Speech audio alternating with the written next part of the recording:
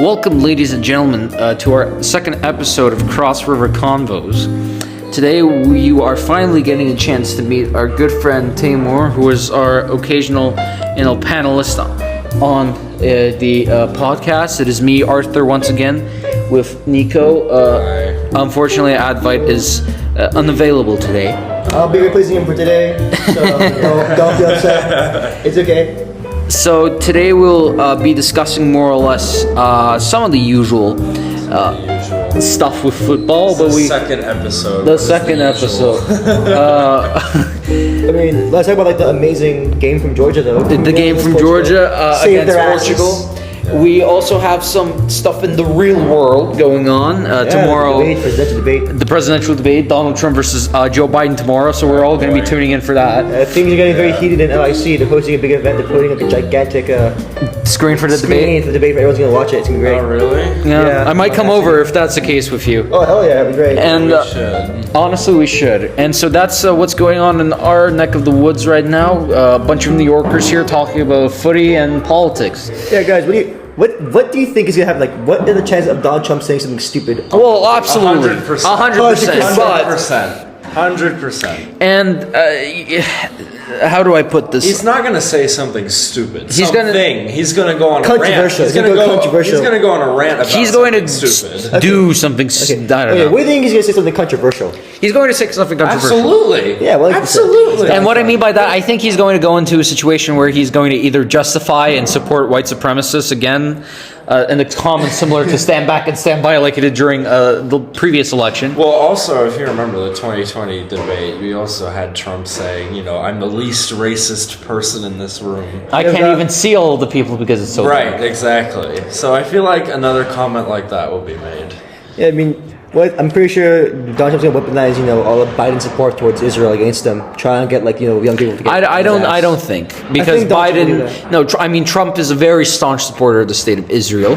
Back Absolutely. during his presidency, Trump stated that he could solve the crisis on day one by having them sit in the room and talk to each other.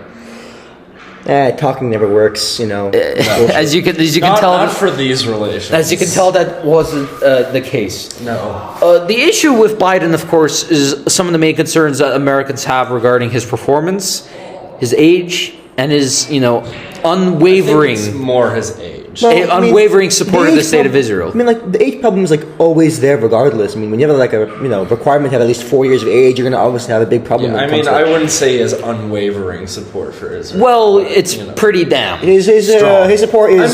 Israel very technically are allies. So. Not even technically, they are our allies. so makes sense why we should support them, Then right? again, But talking people in the don't feel general same sphere way. of it. But people don't feel the same way that Biden does. No, of course. And obviously, I think Biden would have a tough time no matter what he did during this situation. Oh, no, I'm not disputing Or that. any president for that matter. I think any president would have a low approval rating based on that. No, definitely, but there's also other problems with Biden.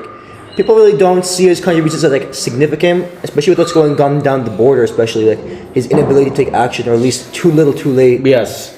I disagree, but Yeah, I mean that's the point of debates. You disagree and you agree. I disagree with that because the Republicans literally blocked the bill that they co-created together to Together the solve cross, border yes. crisis. Yeah. Well, I think, gentlemen, talking about this political stuff, when we look at Trump and when we look at what Trump is preparing for the debate and the campaign and so on and so forth, what do you think Trump is going to be mostly talking about or hitting Biden at, in your opinion? I'll start with you, Teymur. Well, I'm pretty sure he's gonna obviously go after the border incident. Absolutely, he's And- running on the issue. And he's also 100% going to talk about Biden's age, definitely. And also, Yeah, even though he's being hypocritical, of course. also the fact, and also the fact that he's probably going to use again like he did last time with his dead family and his drug addicted son. Probably weaponize that again. with Hunter Biden's Right. new gun charges as well. yeah, he's Right, definitely going to weaponize that. Oh, absolutely, he's going to talk about Hunter Biden. There's no doubt. I mean, about obviously, that. Donald Probably Trump- going to bring in Laken Riley. The spy as well. balloon and the That'd be my security guess. stuff as well is my guess. Probably going to complain about his lack of action towards China or North Korea, other things. His his passiveness with diplomatic policies and foreign action. Niko, what would you say your perspective is on what Trump's going to do? I mean, I think he's, of course, going to go after the border. That's what, I think we agree on that. I think he's probably going to bring up the Lake and Riley incident. I think the border is the only real major issue that Biden really didn't handle properly. Well, I don't think it's his fault that he didn't handle it properly. I think it's the Republicans in the House that don't know how to run it. It's their fault because Trump literally told them not to pass this bill. And because of that, Biden couldn't take any action. And in fact, he did take action recently with an executive order that I don't know exactly what it did, but it did something at the moment. I want to just interrupt. What I believe the executive order did is that it essentially severely restricted asylum requests at the border, which would allow for services, for greater rejections of the border, less acceptances right away, and it would bring greater security. I think it was one of the significant things that were included in that initial bill that Trump killed off. The bill as a whole was killed off, but Biden did that part with the executive order. With that in mind, I will throw in my opinions, of course. I agree with everything you gentlemen said on the matter of the debate. I think the debate might look very much similar to 2020 in the sense that Trump will be very... Same candidates. No, in the sense that Trump will be very obnoxious when it comes to, speaking in more of a technical perspective. He's going to interrupt the people and, they're going to mute the mic. But he's going to try to talk anyway, and they're going to be like, your campaign agreed to this policy, and he's just not going to give a fuck. Donald Trump give a fuck in the first place. I have an interesting question for you guys. I don't know if you care or pay attention to it as much. But do you think the lack of an audience will make a difference both in terms of the performances of the candidate and how the candidates hear each other and what we hear? No, I don't. No, it definitely won't change. I don't think it'll make a difference. I mean, both of these candidates are what's the word? They're both unpopular in their own ways. They're both unpopular. They're both extremely unpopular. Nobody really. 70. I saw a statistic. 70% of people don't want either candidate. Nobody enjoys these two candidates. So it's definitely gonna get pretty. And I believe that we should have changed candidates. I mean, there's no way that Trump should be the GOP nominee, in my opinion. I mean, after his 34 felonies. Biden is the incumbent, it makes sense, but... Still, Biden's old. Biden is very old. Biden has retired, in the case that he wins re-election, he would be 82 years old. Correct. I mean, we're talking about all like this right now, but what do you guys think will happen if Biden wins the election? Well, I think it will be similar somewhat. I think everything depends on whether or not Biden wins Congress, and that's the only thing that really genuinely matters. Because if he does not win Congress in both houses, he does not, doesn't really have a lot. He doesn't really have a lot to do, or he doesn't have lots to work with. I think it's more the question of what happens if Trump wins the election. I mean, I've heard rumors of Project 2025. Have you heard of it? We've heard of Project 2025. I mean, nobody seems to enjoy the idea. People call it a fascist takeover. plan. He is a fascist, in my opinion. Yeah, they call it, people are very, to any of our conservative viewers, if there are any, everyone is entitled to their own opinions, of course. You are free if you have a to problem, disagree. leave it in the comment section. Yeah. That's true. Well, We're from New York City, so it might make sense where our views are coming from. Those dang liberals. Anyway, I'm more worried about the next election, the 2028 election, because Trump and his minion VP is going to be in power, and so what if? Oh, Trump's going to try for a third term? Well, not that. Or he's going to put his son in there or something, and force his son to win it because he can allow to overturn the election because they have the VP. Who's Trump's minion, who can not certify. This is it sounds like the movie Civil War. If you guys watched it, yeah, with the president who made a third term and all that shit, it was crazy. Yeah, I mean, it's honestly scary. The thing is, he's claimed that he would do it as well. The thing is, you never know what will happen because no one predicted January 6th happening. No, and we look at the situation now, and before Trump and all that, you never think that the United States of America, the shining city on the hill, the beacon of democracy would be in such a position in which you'd have, January 6th and all of this chaos and Republican and Democratic culture wars and whatever on each side of the aisle. And so I adamantly believe that we're not going to get to a level where it's going to end up like a civil war. I genuinely do think that's a ridiculous idea. But at the same time, I do understand people who are very hysterical about this because no one knows what's going to happen in the coming 5 to 10 years. Correct. No one knows what the future will look like in this regard, and anything can happen. No one knew that January 6th would happen. No one knew that Trump would end up actually being a convicted felon at the end of the day. No one knows how this is going to turn out. So this is something to look forward to. I am a Canadian who's been living in the States for a multitude of years now. In the sense, my opinions are more or less just external observations, if I may say. I have two born and raised bred Americans to my left and to my right who have definitely a greater understanding of this geopolitical complex issue than I do. So, I guess, gentlemen, I'll let you lead the conversation in that. And I'll start with this question, Teymur, to you specifically. Yep. In the case of a Trump re-election, how do you think you as a person would be impacted specifically? Well, I mean, after hearing what Trump has decided, has plans to do, especially with Project 2025, which is established by the Republican Party, I'd say the future of America would be looking pretty grim. I mean, I highly doubt that a lot of his, Trump's plans will get allowed to go through by Congress and the representatives, obviously. But I mean, Trump does maintain control over the Supreme Court at this moment, and he does have a humongous standing, especially all his followers being extremely loyal. So I mean, Trump could get away with other crazy things. Let's hope that eventually there won't be any violation of the Constitution coming through, because if that happens, Trump's going to use his immense amount of power, his wealth, and his huge fan base, I'm not call it fan base, his huge political fan base in order to pull some strings and bend some rules. Cult following. Because we know that Donald Trump isn't exactly someone who likes to play by the rules himself, and we know that he's not above doing. He's a criminal. We know that he's not above doing things that are illegal. Yeah. So I mean, we're definitely going to see some very controversial things showing up, and we're going to see some very, questionable actions appearing when Donald Trump's in presidency. But I highly doubt it's going to be as bad as people say it is, because again, we still have the FBI, we still have a bunch of organizations that exist, and again, Donald Trump doesn't control the entire government at this moment. I mean, he only controls the Supreme Court, but the Congress and House of Representatives are still fairly balanced.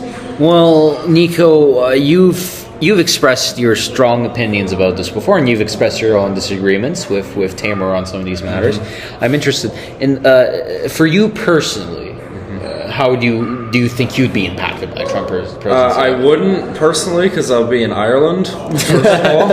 I'm moving to Ireland, by the way. Yeah, for his entire presidency, it'll be 4 years for over his there. entire presidency, thank God, because God. I'll also be here. I think it's more of a question of how will it impact the world rather than myself. Because Trump has said that he would not defend NATO. He's made plenty of comments about that. Well, to be fair, for Donald Trump in this situation, NATO, 50% of NATO spending in military budget is provided by the United States of America. That's Why true. is the USA wasting so much money on the defenses of other countries who contribute absolutely nothing in return? Well, we have our own disagreements on that. I'll get to in a second, but Niko, continue. I think it's an important time for NATO right now because, as we know, we have the whole Russia-Ukraine war that's happening right now, and if Russia does manage to take over Ukraine, they'll probably go after some other country which may be a NATO country, and if Russia's allowed to do that by the United States, then we've broken the alliance, and then Russia can just reestablish the Soviet Union like that.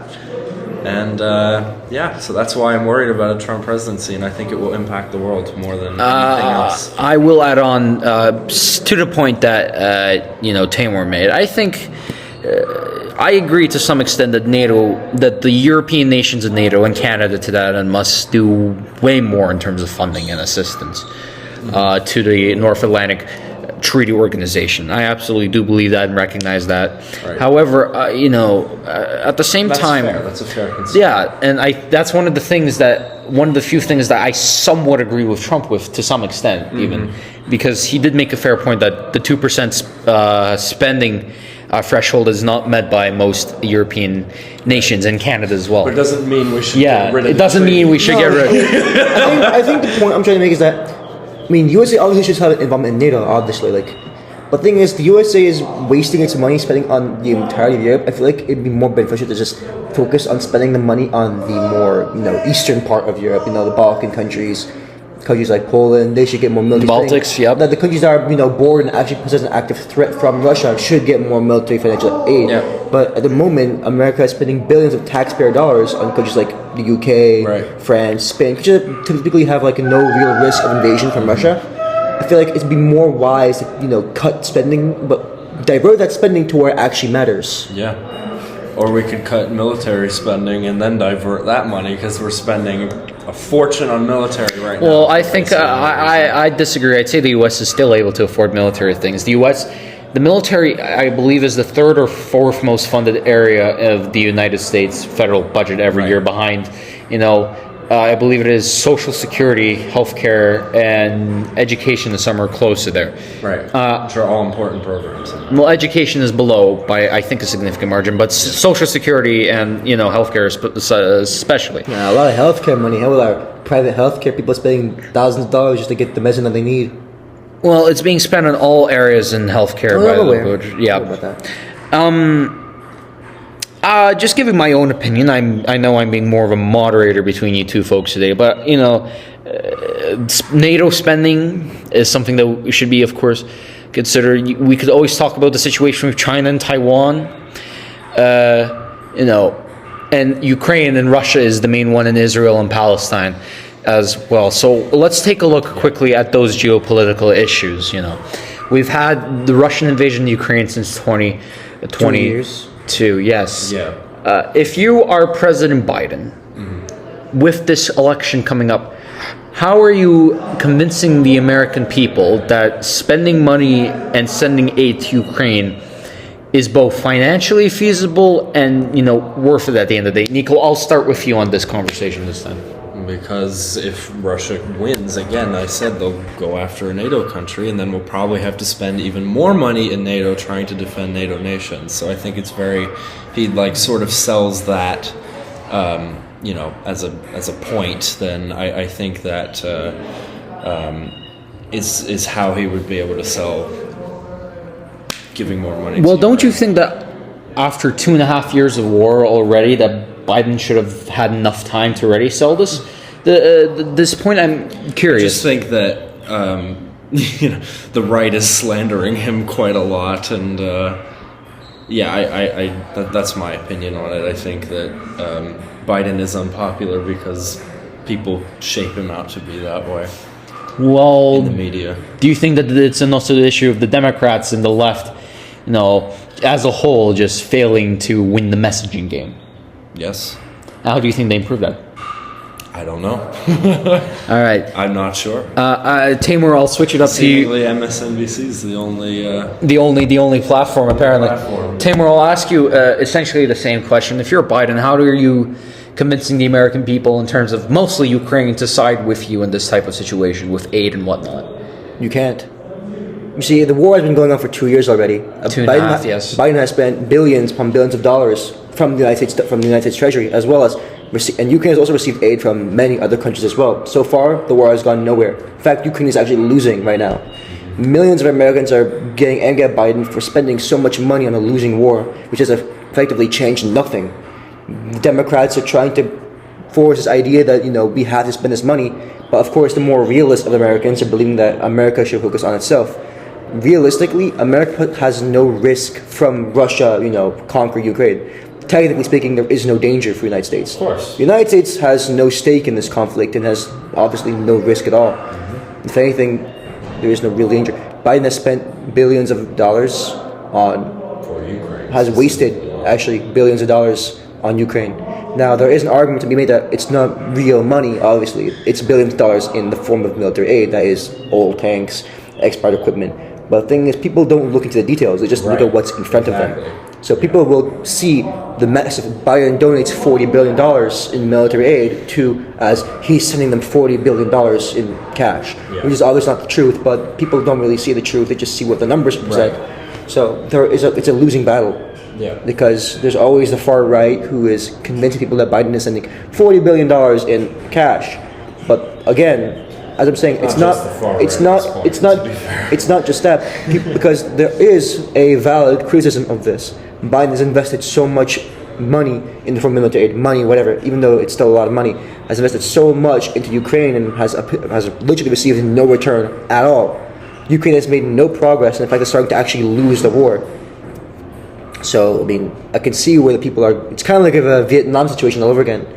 The people of the United States are becoming more tired of the war than the actual ability to fight back. So we might actually see it in. Right. At least American troops aren't over there. In the effectively, in the end, I mean, whatever Biden does, if he keeps sending aid to Ukraine, he will get slandered by everyone else for wasting money.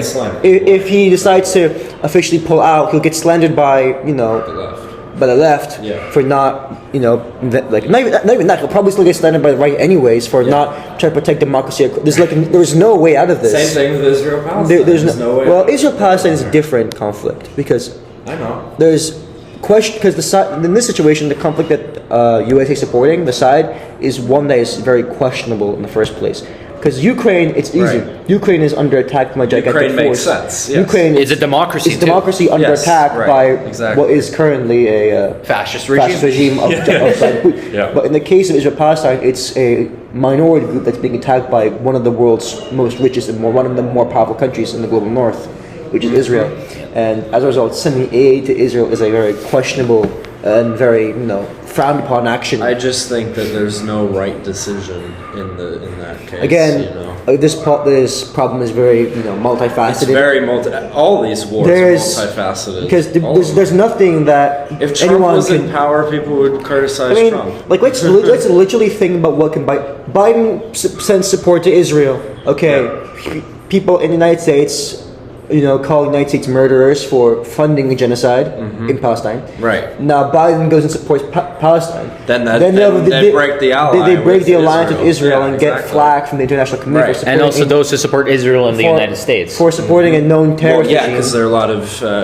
Yeah, then there's the USA who supports the USA supports Palestine. Orthodox Jew. Yeah, the USA supports Palestine. They get flack from the international community for supporting a terrorist regime because Hamas is international listed as a terrorist organization. Exactly. Yeah. So then there's that, and if the USA decides to do nothing, it's actually the worst. Doing nothing is actually the worst of all of them, because you'll have Israel who's complaining about them not doing anything. You'll have Palestinian supporters who are complaining about America not doing anything in the first place. Yeah. There's nothing America can do to get out of this. There's no right decision. Even because if Biden was in the situation, he can't do anything. If Donald Trump was in the situation, he could do anything either. And it wouldn't be their faults if it was. There's nothing they can really do. And I think that Trump would handle it worse because he's a staunch supporter of the state of Israel. And also he has said a lot of stuff against Muslims before. And the travel ban. No, I don't doubt that. If Donald Trump came to power, there is an extremely high chance we will see USA soldiers deployed in Israel to fight. I disagree, actually. There is a good chance. Because even now, under the control of Biden, his kids are Jewish too. Even now, under the control of Biden, we can see that U.S. troops are mobilizing near Palestine and Israel. It's happening. We're seeing that U.S. naval fleets are. I disagree. I disagree with you, Teymur. I will add my own opinion here. The only reason that we are seeing closer mobilization of the United States military and the region of the Levant and Israel-Palestine is because there are various other states in the region who threaten Israel, or to that extent U.S. interests. We've had the Houthis in Yemen for the last 6 months, 7 months, what is it now? We've had the seemingly never-ending issue of whack-a-mole with Syrian and Iraqi militias, just bombing and bombing. That included the drone strike on the U.S. base in Jordan that killed 3 service members, which the West retaliated for. And of course we have Iran as the number one antagonist, I guess, of these elements. So the U.S., even under Trump, I don't think the U.S. would take definitely a way more hawkish perspective, and also Hezbollah in Lebanon. The U.S. would take a way more hawkish military-like stance, but I don't think they will escalate it to full-on boots on the ground. I think with this conflict as well, I do want to add on quickly. the thing is, the conflict, I do genuinely think at the end of the day does go both ways, and the number one issue, in my opinion, Yes, is the lack of it does. nuance between both sides, and the mutual exclusiveness that people have. You can criticize Hamas, you can criticize the taking of the hostages, and you can call for Hamas's destruction because they are a terror group. Yes. While also recognizing the fact that the Israeli government is innocently bombing Palestinian civilians. No doubt. Why does it? Yeah. Why does it have to be mutually exclusive? I mean, 600 missiles is absolutely absurd, especially in a place that's so urbanized, so civilian Exactly. dense. Exactly. But there's also not. And you do not have to. And you do not have to. In fact, you should not equate both things to each other. You just have to recognize the fact that both things are terrible and both things must be resolved. Yes, but some people don't see it that way. And some Most people. Most people. will see inaction as ignorance, and I mean there is no correct action here. But there's also something you have to understand No, about this there's war. no There's like no one massive proper problem you have to solution understand either. about this conflict is that Israel, in the area it's in, is not a popular country. It is only surrounded by enemies, and I mean that in the most literal. yeah. I mean that in the most literal sense. It is surrounded Yeah, completely by absolutely. enemies. Yeah. And countries that want to destroy it. Yeah. And how it is, That's why it has nukes. and the problem is, right, with Israel is that it's a country, this war could make grounds for countries like Syria, Iran, and to actually band together and form a temporary alliance in order to stop them. It hasn't stopped them in the past before. They've done this against Israel with the 7-Day War. With the 7-Day War and then the 1973 they've Yom Kippur War. And we might see, and especially now, with all the political heat, we could see if these countries decide to team up and attack Israel, we could see involvement from the USA, involvement from Russia, involvement from basically the entire global north and global south. It will be another humongous, massive war between two coalitions of countries facing off, and with Israel-Palestine as the spark that ignites this conflict in the first place. Well, A lot of hypotheticals. It's hypothetical, but it's possible. Yeah. It's not unrealistic. No, it could no. happen. If we see involvement from Iran, the USA will definitely respond. Yeah. And then Russia will also respond in the situation as well, because Russia will be way more discreet. They're not going to be as outward most likely about it as the supply US methods, is. but there's a chance we could see Russian nukes falling into the hands of. No, we're not going to see There's that. a chance. I don't. There's always a no, chance. no. I agree with Arthur on that. There's no way. The Russians keep a very tight hand on their nukes. They really love their nukes. Russia's only negotiating chip at this point is the fact that they have nuclear weapons. don't know if they work. Well, that's the thing. You don't want to risk it, and we are aware of the fact, based on various releases and memos by the CIA and various leaks from the Kremlin, is that Russia still has a functioning, nuclear system. Yeah, they have the highest nuclear arsenal in the world. They stated Russia has 12 nuclear submarines, and if I'm not wrong, there was a memo that said sinking at least 2 to 3 of them, or engaging 2 to 3 of them, would elicit a nuclear response from Russia from the get-go. The thing is, if we've seen this historically, and I want to, and guys, I like a bit of history every now and then, so I want to add in this fact of the matter. Yeah. With both Israel and Russia. In the case of Russia-Ukraine, if it weren't for the fact that Russia was a nuclear power, the United States would have already led a coalition to kick them out of Ukraine. We did this with Iraq during the Gulf War in 1991 when they brazenly and illegally annexed Kuwait. In 6 months, the United States-led coalition just blew the Iraqis out of there in a massive lopsided war that led to thousands of Iraqi deaths to just a few hundred U.S.-led casualties. It would have been the same with Russia-Ukraine. With the Israel conflict, however, what we have to understand is, again, it goes both ways. On the one hand, I will contribute my personal opinions on this. On the one hand, I do believe that the Jewish people deserve a country. I do believe that the Jewish people. Some people argue against that. Well, I do believe. I personally believe, and everyone is free to agree as disagree, well. is that the Jewish people, regardless of what it is and whatever context it is, deserve a country. That's what they got after the Holocaust. Yeah, because of the fact that they've faced such persecution Right, for exactly. millennia, and the fact that the Holocaust happened. The Holocaust. That At was their. Yes, exactly. saving grace.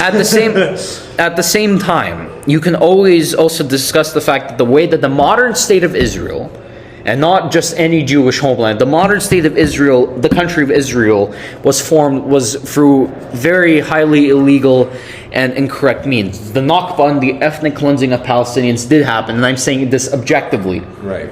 Because this is a massive consensus among historians that the Nakba did happen and the clearing of Palestinians did happen during the independence and Arab-Israeli wars of the 40s.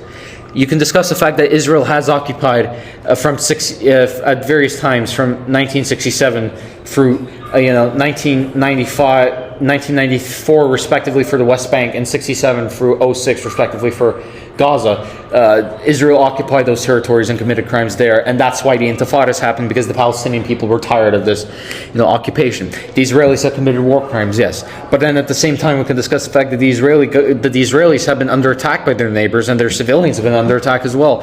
This is the thing, that I do genuinely believe that the conflict goes both ways on a 50-50 Yes. level. It absolutely does. I agree with that. Because we have a situation in which the only victims, the only true innocent people of this conflict are the civilians on both sides, both Jewish, both Arab, both Muslim, Agreed. both whatever it I want is. to ask you a question. What would happen if the roles reversed? What if all the Arab countries in the area united and successfully began invading Israel? Well, that's Israel started losing. What do you think the political reaction would be from people? Well, Israel would, first of all, not allow that to happen because they would use the Samson option, as they call their doctrine, and use nuclear weapons, Right. first and foremost. But in the case that Israel still falls, The worry. Israel begins to lose. it's in the case that Israel, assuming that the U.S. doesn't intervene for whatever God said reason, Right. the Israelis, I do genuinely think it would be the starting of a second Holocaust, because Hamas has called for the Hamas. I'm talking about not the Palestinian people, but Hamas, the terror group specifically, has called in their charter first and foremost for the death of all Jews around the world. That's what they said first and foremost. Leaders of various Arab states have called for the death of Jews. The Assyrians have called for the death of Jews. The Iranians have called for the death of Jews, and they're highly anti-Semitic. Various other groups. In the West as well, we've seen various protest groups. Not all of them. Certain minority ones, the bad apples, have anti-Semitically called for the murder of the Jewish people.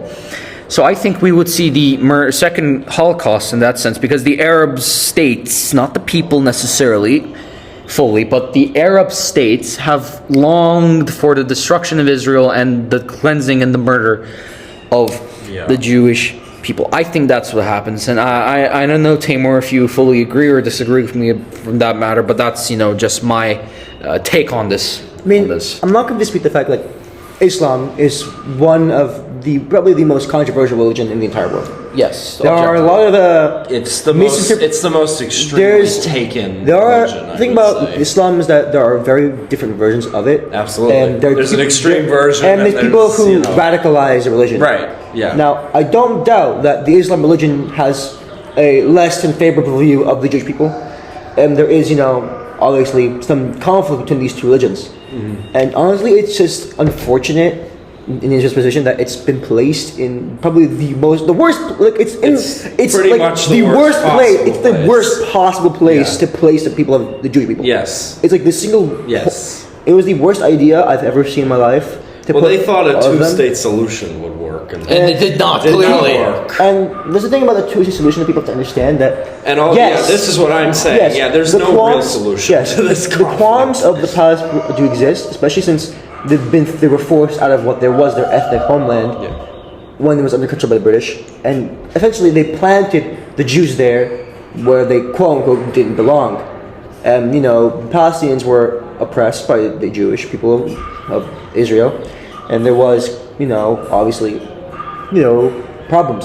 But it's within historian consensus. It's also important to understand that there was obviously a two-state solution placed, and for a few years, the two-state solution was in fact active.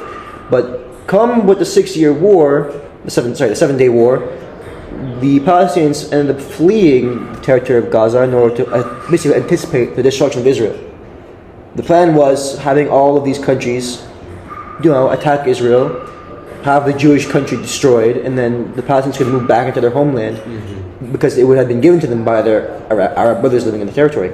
That's how it was supposed to go. However, Israel ended up actually beating and taking over a territory that belonged to the Palestinians. So after the wars ended, Israel had control over territory that used to be ethnically Palestinian, and was Palestinian territory that was given to them by Britain. Right. And Palestinians called for that territory that could be back. Yeah. But then I don't know exactly, but like bureaucracy, Israel ended up keeping a lot of the territory that belonged to Palestine.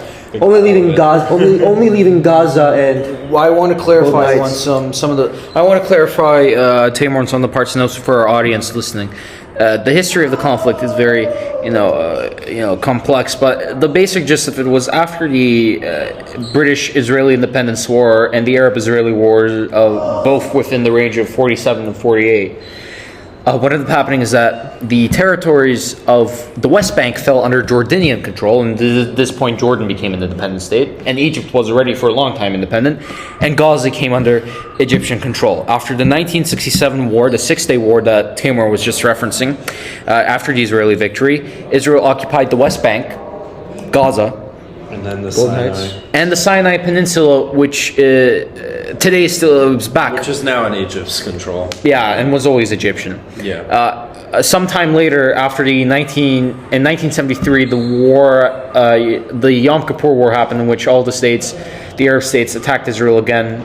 They were defeated, of course, again. And also, I must add that the Golan Heights from Syria has been under occupation since '67, and that's that. In 1978. Israel and Egypt signed the Camp David Accords, which set up diplomatic relations between both states. Anwar Sadat, the president of Egypt, and Menachem Begin, the prime minister of Israel, agreed to this deal facilitated by the United States. In 1993-94, as the Oslo Accords took place, which the West also orchestrated, the West left the West Bank. Israel partly left the West Bank, my apologies, and left what is part of the agreement, a series of islands, or essentially exclaves, that the Palestinian Authority controls, the founded Palestinian Authority to govern those areas in the West Bank that are under Palestinian control. In 2006, Gaza was deoccupied by the Israeli government. Elections essentially were held there. Hamas came power. Hamas came to power, and they also won the 2007 Gaza Civil War, in which Hamas fought another paramilitary group, Fatah, and Hamas won. And that's the current geopolitical basic situation on the ground, ignoring all the nuance. I want to add quickly, and I want to hear both of your guys' opinions on this in terms of the Palestinian-Israeli conflict. The Palestinian argument is that the entirety of the territory is theirs and that they were ethnically cleansed from the area. The Jewish claim to the area is that they were, from the get-go, the first original native peoples there, and that they were merely kicked out and evicted from the territory by the Romans' millennia goal, and that since they've always wanted to return to their homeland for centuries, they should have a claim to return back to it, if you guys understand what I'm getting at. Teymur, I'll start with you this time. How much do you agree or disagree with this claim, and why? Oh man. Okay, so I'm gonna put this into perspective, right? Let's say you have a house. You live in a house. Now, you were evicted from said house. It was a house that your family had owned. Your family built the house from the ground. But someone came to your house, they evicted you out of it, and you no longer live there. And now years pass by. And that house is now up for grabs. Someone buys the house or walks into the house, who cares? And then, they live there. They spend their lives there, they have kids, they get raised. And then you come back to your old house when you're strong enough to take it back, or at least rich enough to buy it back again. And you find that there's people already living there. And that's basically what's going on right here. Israel had claim, but there were people living there. And what did Israel expect Palestinians living there to do? Where were they supposed to go? They expect them to just pack their bags and leave, abandon their lives, the homes they built, and just start somewhere fresh like it was nothing? I understand that it's tight, that the land is the holy land for the Jewish people. It's their historic home. But you also have to understand from the point of view of the Palestinians that this is a territory that they've lived on for a long time. And then, obviously, yes, the two-state solution was probably the most ideal situation here. But that means they both could share land. Palestinians wouldn't have to risk losing their homes, and the Israelis could have, their own land and their own territory and take back their homeland. But the thing is, the two don't cooperate. They both have legitimate claim to the territory, but I would argue the Palestinians have a bit more so than the Jews. The reason being that they already established living and families there in that territory, and the Jewish response was a hostile one. Especially when the two-state solution collapsed and failed, the Jews became increasingly more hostile towards Palestinians, utilizing hate crimes, and they also ended up committing their intifada, pushing people out of their homes and taking them from themselves. And I agree in the sense that it's wrong. So honestly, the two-state solution would be ideal. But if I had to pick a side, I would say the most ideal, by the way, because it's the most. It's like there's it's really like no solution to this. If I think of something that was more fair, yeah, the Jews had other places to go. They could go to another country like USA or a country that supports Jewish people more. They could, But- then that goes against your That, point of course, like, yeah. you know, But you have to understand that evicting them. Yeah, of course. So, because the Jews, they didn't have any stake. They didn't have any stake in that land in the first place. Right. They didn't build families there. They didn't have. It was set up. They didn't set their livelihoods there. They didn't have everything there. And while I agree that the initial Palestinian taking over was not okay, we can't change that. There are families and children living on that territory, and the Jews forcing them out of it was wrong. I mean, I would understand that they agreed to move them somewhere else, like, build them homes and give them a new livelihood somewhere else and they can start fresh. But the Jews effectively came into Palestinian territory to tell them, pack your shit, get out, we're taking over now. I mean, you have to understand that that's kind of unfair. I mean, again, back to the house perspective. The Jews came back and they bought the house. The family, what's the family they're going to do? Pack their shit and live on the streets? What should they do in that situation? It's not okay. I mean, I think another idea, but the thing is, right, people are too attached to the land, Like, they want the territory. They want it to be there. It makes sense because it's a religiously, Exactly. And that's a problem with important and that's the territory. thing with religious conflict, especially between Jews and Islam. There is no room for compromise. One of them has to. There's no compromise. Right, yeah. One must win. Yeah. That's the reason why it's such a heavy topic now. Neither side is showing any signs of holding back or stopping, and both sides crave for the destruction of each other. There are Palestinians who believe the state of Israel shouldn't exist, and the majority of Palestinian supporters do believe that as well, that Israel should not exist as a country. And they call for the destruction of Israel. Not the extermination of the Jews, but the destruction of Israel as a country. It should not exist, they say. And this side of Israel. Well, then there's the side of Israel, who claim that Palestine is dangerous, and that Palestinians are hostile and a threat to people living there. I think some Palestinians want the extermination of Jews. No, I'm not. To some extent that is- I said that. No, I said there are who crave the extermination of Jews, but a majority of the supporters are ones who also crave for the destruction of the Israeli state. Right. Like a huge majority of them do crave for the end of Israel. Absolutely, yeah. It's the Because they think it's their land, right? They think they're entitled to it. And Yeah. I won't complain about that. But now we have another thing, right? Israel, the Jews have already built their land there now. It doesn't matter what happened in the past. Where are the Jews supposed to go? We're back in that situation again. Back to square one. Back to one. The Jews are living in the house, and now the Palestinians coming saying, "Get the fuck out! We want our home back." Yeah. It's how that's just it's not- confusing. it's It's not working. It's not going to work. Nico- One will live in the house, and one will live in the streets.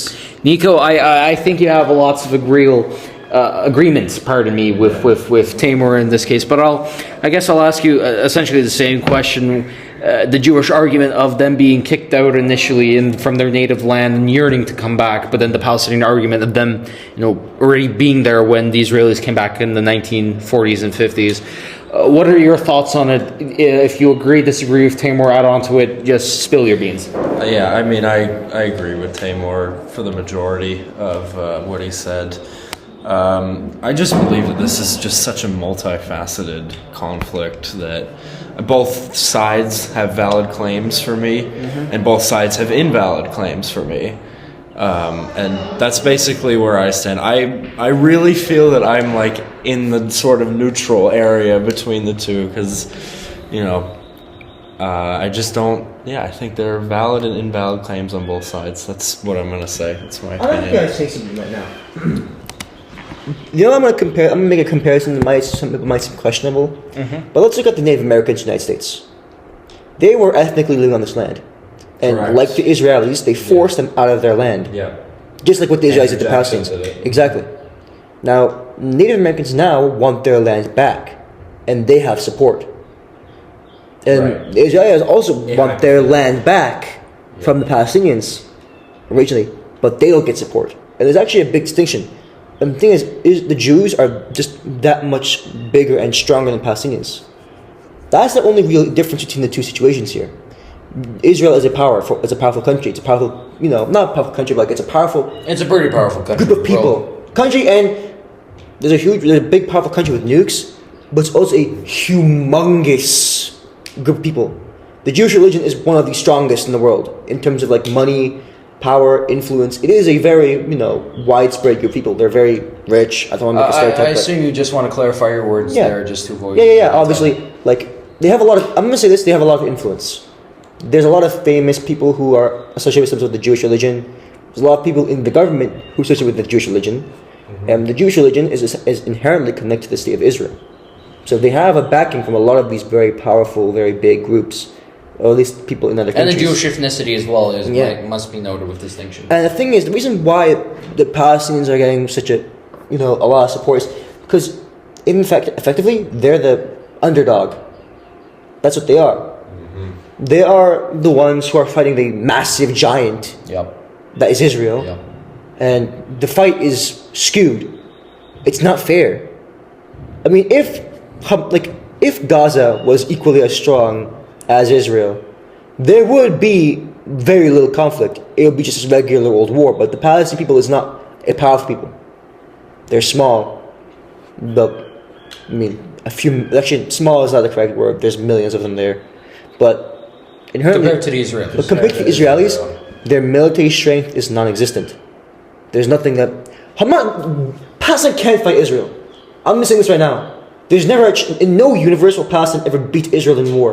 It's not going to They happen. have Western backing. It's never going to happen. And Israel has its own. Israel has its own nukes, yeah. And Exactly. capabilities. That's what I'm saying. Israel will never lose No. to any country. No. Israel cannot lose. It's not going to happen. But the problem is people want Israel to lose. But Israel can't. It's like really weird. I'm trying to explain this. It's multifaceted. Again. Let's just say that. Israel cannot lose. No. Hence, the only way to get fairness is to convince Israel to change. But I'm saying this again, Israel will not change. No. They will not change. No.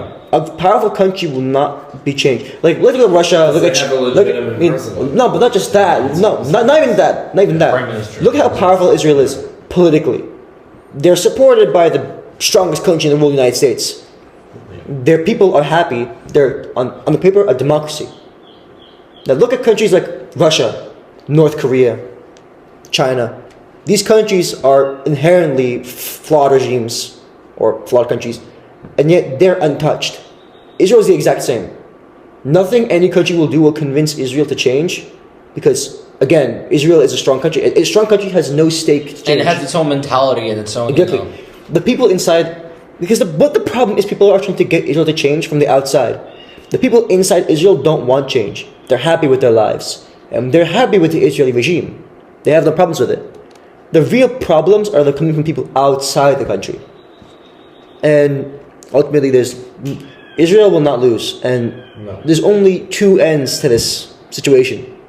None of which will make Palestinian people happy. No. One, Palestine is conquered by Israel, and the Palestinians are exterminated. Which is probably the worst. The worst one of the two. case Second is scenario, the Hamas is eradicated, which and would erupt the world, I think. Hamas is The eradicated. first. Yeah. Israel wins and decides to let the Palestinians still live in Gaza after they've leveled And everything. will occupy. After they level everything and exterminate like millions of Palestinian civilians. Yeah. That's the other ending. Like, unfortunately, It's an occupation. I'm sorry for any Palestinians, ethnic Palestinians, or people who support Palestine. Or just Islamic. Or not just no, Islam is different. Well, I but like just no. We have to clarify like our words. And any Palestinians or any like Palestinians, there is no situation where Palestine will win against Israel. Like, this is a hard, cold fact that I'm telling you The right hard now. truth? It's the hard Hard truth. truth. Like, just the Palestinian supporters have to pray and work towards a peaceful resolution. But the problem is there will not be a peaceful resolution unless Hamas is gone. Right. The only chance Palestine has to survive is if the people inside Palestine, not us, not people outside Palestine, not protesters or the liberals who think they can make a change. Not us with our or, podcast. or the fucking e-girls out there trying to, say, Palestine is being oppressed, we gotta, boycott Starbucks and use these filters and we're gonna send money. That's not gonna change anything. Palestine will lose no matter what you do. The only chance Palestine has to survive is if the people of Palestine rally together and decide that it's time to kick Hamas out. Yeah. Because Hamas is doing this to us. Yeah, no. And I'm not going to say that it's Hamas who caused everything. Of course, even before Hamas, they were still oppressed. They were cut off from electricity, water, and basic necessities. they still are. They still are to this moment. But they I would say believe, that but Hamas sparked the conflict. yeah, in but they its believe that terms. as a result of that, oppression, Hamas's response on October 7th was justified, which is the worst part of it all. I understand that there was a lot of oppression in Palestine before all this happened, but October 7th caused this reaction. Yeah. Hamas caused this reaction. They sparked it. Yeah. Yes, the people of Palestine are suffering now, but the suffering would be much, much more easier if Hamas didn't do what they did on October 7th. They'd still struggle, obviously. But would you really tell me that they would want to struggle like this, being bombed, rather than, just struggling without food and water? I'm not saying either option is good. I'm just saying that one is better than the other. And I understand that it's a frustrating thing to do, because there is nothing the Palestinians can do. Yeah. They technically have no authority politically. They have no support. And their enemy, their political enemy and enemy in general, other than the Arabic countries, well, no one cares what the Arabics have to say, do they? Right. Yeah. Because they can't do anything. So Israel in the West, effectively the situation is like this, right? Palestine is controlled by a tyrannical force who is violent. Well, the West, Gaza specifically. Specifically Gaza. Gaza. Well, but you can argue Gaza. both the West Bank and Gaza. Look at the PLA, the terror that they control. There's not any. The PLO, you mean the Palestinian Authority? Yeah. Yeah. I mean, I'm not really caught up with what's going on there. I mean, Arthur might know, but how is it looking over there with the people under control of PLA? Well, the Palestinian Authority, the thing is that the Palestinian Authority is recognized as a legitimate political figure. Exactly. It's just the Palestinian Authority is just way less, say, because they occupy only parts of the West Bank that Israel doesn't, occupy, as said during the Oslo Accords of the 1990s. But the Palestinian Authority are not an armed group. I'm just saying. Thing is, right? If the PLA was in control of Gaza, we would have a much different situation now. I want to clarify, it's just the PA. The PLA stands for People's Liberation Army of China. Okay, sorry. If the Palestinian Authority had control over Gaza, I'm pretty sure they would be able to make a request to the UN to get the aid they need, get the human rights protections that they deserve. And I genuinely believe that would have happened. But the people of Palestine elected Hamas. They chose Hamas. That's true. I'm not gonna lie about this. They chose them as their leaders. I'm not saying that because they deserve what's happening to them, or that it's inherently their fault that they're getting bombed by Israel. Yes, please. That's not what I'm saying here. Yeah. They chose Hamas, and they can choose to get rid of them as well. Yeah. They can choose to point where the Hamas is hiding. They can choose to tell them these are Hamas leaders. They can say to Israel that, hey, these guys, Hamas is building their bases here. They have soldiers here. Come and get them. They're not doing that. The people of Palestine aren't fighting back against Hamas. Yeah. They're letting them fight this war there. Do you think that's because they don't want to, or are they too scared and intimidated because they know that Hamas is a armed terror regime? I think it's a combination of the three. There's three things. One, they're afraid of Hamas. Yes. Hamas is What's the balance? Hamas has a lot of strength in Palestine, and they've made bold. Hamas is a very strong group in Palestine, and have a lot of authority. If you bet on Palestine, I don't know what it's like there. I don't know what they're going through, so I don't know what's going through their minds. But Hamas probably would be able to punish people who go against them, as heretics or infidels who are against the true mission of Hamas. Then there's other Palestinians who agree with Hamas's mission. Hamas has promised freedom for the Palestinian people. They promise that they will retake their land and reclaim what's rightfully theirs. And some Palestinians will support that mission. They won't actively support Hamas in terms of fighting against Israel, but they will remain silent and they will allow Hamas to do their work. And third, there are those who are not intimidated by Hamas but intimidated by Israel, who want to speak out against Hamas, but are too afraid of Israel to actually do anything. Afraid that they might get killed by Israeli soldiers when they're trying to speak out, or afraid that if they try to do something, they'll get attacked by Israelis as confused for Hamas, or just because Israel is exterminating Palestinians. So that's the three things that are preventing people of Palestine from fighting against Hamas. I mean, I'm not saying that it's actually Israel's fault as well that they're not saying anything. It's multifaceted. With that in mind, I do want to also give. I really think we should move on. To be honest, I think we've had a long conversation. We had a very very healthy discussion, Teymur. Especially, thank you for giving your very intelligent thoughts. Very in depth as well. Very in depth analysis on this issue. I didn't speak about this much because I you know, a neutral person. And of course, I want to preface this once more. Well, not preface because we're already after this and it's very conversation. controversial. I want to again clarify that everyone is entitled to their opinions. To you, our great listeners, to all three of us and all four, depending on what Advite might ever say in the future. You have your own beliefs, you have your own, opinions, so on and so forth. Yeah. This is what we're just contributing on our side, what we think. We're not claiming to be experts or historians or No, we're 18 years old. We're just dumb kids who play TikTok and Roblox. Yeah, we're not claiming to be anything on anything that we discussed over the last 2 episodes or anything in the future. And we don't think our opinions are more correct than others. Yes, No. exactly. We just have our own thoughts. We don't. I mean, I personally believe that every opinion, except honestly the opinion of Hamas, is valid. In We this, don't. We don't consider our opinions to be the absolute truth. We're just giving our candid thoughts, as we've always wanted to do with this project we are on, and that's that. I think Niko made a good point of moving on because I think we had a good in-depth conversation. So let's discuss something a bit more lighthearted for our final segment. Please, today. thank you. So the weather. The weather. No, I mean, the United States is currently undergoing a massive heat wave. Yes, we are going for a massive heat wave in the New York area. And the I came back from Germany and it was like 30 degrees hotter. I think the entire Midwest of the United States is like under a massive heat wave. Oh man! To the point where there's a humongous amount of forest fires going on in New Mexico, which is claiming the lives of a few people. Yeah, we also have the fact that the most experts, both in the National Weather Service and in universities across the country, are predicting that this year's hurricane season will be possibly the most active on record in terms of named storms in general. Y'all hear that thunderstorm outside, right? No, seriously, there's a thunderstorm going on right now. Perfect timing. Literally, perfect timing. Speak about climate change. Yeah, exactly. That's that. So it exists, by the way. Yes. I know that's controversial, but it exists. We have that going on as well. We have the weather, but we also have some pop culture and what the people are really looking at this point. The most important issue of our time is the 2024 European Championships currently going on. This is what we're talking about, lighthearted.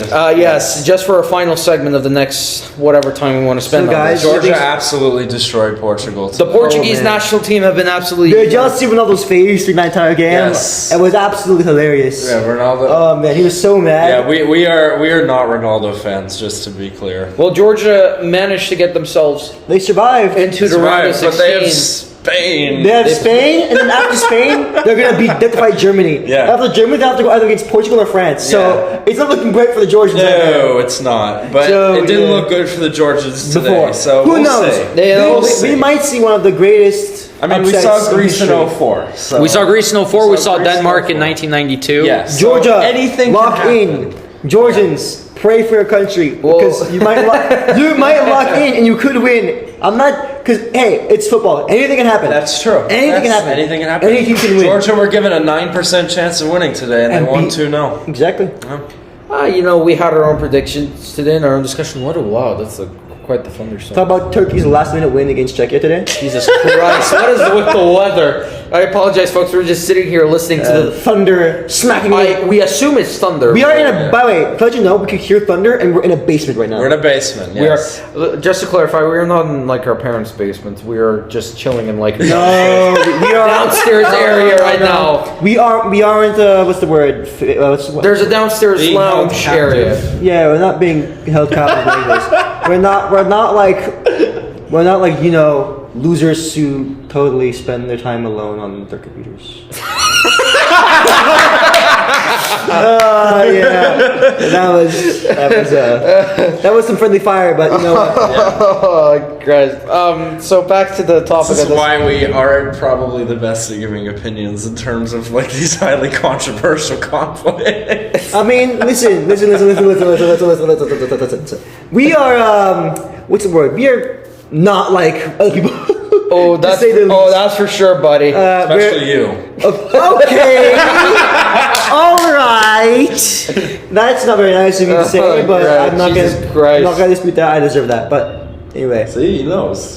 Hey, I may be hard-headed, but I'm not stupid. Yeah, that's true. That's true. That is true. That's very He true. gave a very in-depth analysis just 5 minutes ago. Yes. Exactly, Yes, I'm not Made stupid. me almost pass out. 5-10 minutes ago, yeah. Back to the topic at hand, folks. Let's just reconcentrate ourselves on this. Yeah. The Euro 2024. The tables have been set up. Tables have been decided. The tables have been decided. What are your predictions? Well, I think I hold this opinion that I've said beforehand in We the kind of previous said our episode. predictions in the. But previous I just to reiterate for those who are tuning in for the first time, or also for Teymur here, the Spanish will win, in my opinion. Oh, definitely. Spain. I feel like Spain will destroy England. They're the most Destroy Georgia. consistent. Spain will destroy Georgia in their game. They will. We'll absolutely. see. We're probably going to see a Spain versus Germany matchup. It will be a Germany. It'll probably be something like 3-4-0 for Spain against Georgia. We're going to see. We're definitely going to see that, and I can't wait to watch that game. Although to be fair, they did only beat Albania 1-0. Well, okay. A win is a win. The Albanians were playing. They also beat Italy 1-0 by an Then own goal there's only. Italy versus Switzerland. How do you guys think that's going to go?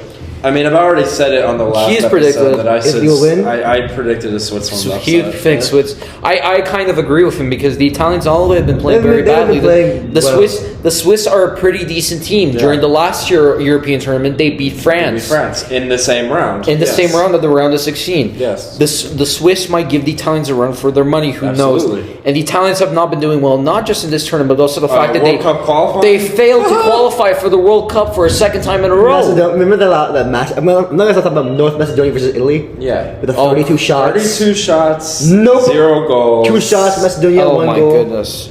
Possession, they had 80% possession in that game. It was absolutely insane. Yeah, it's pathetic. Failure. I remember that game too. Yeah. Yeah. I remember Donnarumma. the whole thing. The legend of the World Cup, gone. 50% save Jesus percentage. Christ, that weather is crazy. Yeah, well, who knows what's going on over there? I think it's also the bowling alley, to be fair, as well. Boy, that will not make that much noise, bro. the bowling alley that we casually have next to our building. Fantastic. Yes, sorry. We don't talk about Sorry that. for slowing on that. Yeah, we do. For clarification, we do have like a bowling alley facility located. Hey, you know what? We can maybe do a bowling live stream. Yeah. The bowling alley is located next to our building, so if you hear anything of that sort, it's because we're neighbors with these guys. Yeah. Back to the Euros. I will maintain my following prediction. Spain wins the tournament.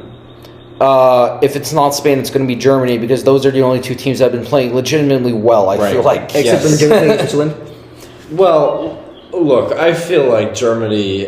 Germany snagged that win. Germany snagged the draw. Snagged the They draw. snagged the yeah. draw because they did not sub Havertz off at the beginning of the second half. That was That's a my- bad game. It was a for bad Germany. call. It was a bad game for Germany.